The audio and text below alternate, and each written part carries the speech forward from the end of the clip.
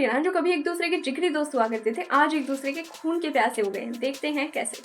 तो world war 2 हुआ, उसके बाद जितनी भी कंट्रीज थी वो 2 ग्रुप में डिवाइड हुई। एक वेस्टर्न ब्लॉक था जिसमें यूएसए, यूके और बहुत सारी कंट्रीज थी, और एक था ईस्टर्न ब्लॉक जिसमें सोवियत यूनियन, चाइना और बहुत सारी कम्युनिस्ट कंट्रीज थी।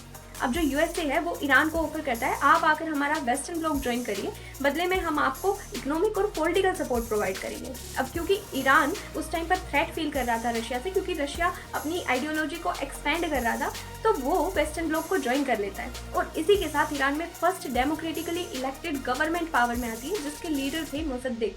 अब ये जो मोसद्देक थे ये बड़े ही सेक्युलर और प्रोग्रेसिव लीडर थे।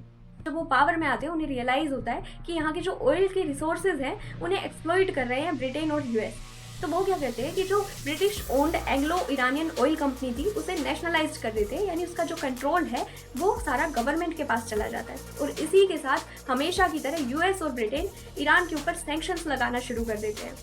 और 1953 में सीआईए और ब्रिटिश इंटेलिजेंस मिलकर वहाँ पर मिलिट्री कू कराती है और शाह रजा पहलवी वहाँ पर पावर में आते हैं। ये जो शाह रजा पहलवी थे ये पूरे तरीके से अपने डिसीजंस को लेकर डिपेंड थे यूएस के ऊपर, इसीलिए ईरान में एक बार फिर से प्रोटेस्ट शुरू होते हैं और अयतुल्ला खामेनी पावर में आते हैं। अब एक चीज़ यहाँ के लोगों को क्लियर हो चुकी थी कि यहाँ पर अगर कोई भी डेमोक्रेटिक गवर्नमेंट पावर में आएगी तो उसे वेस्टर्न कंट्रीज टिकने नहीं देंगी जब तक कि वो उनके इशारों पर ना नाचे। और यही कारण है कि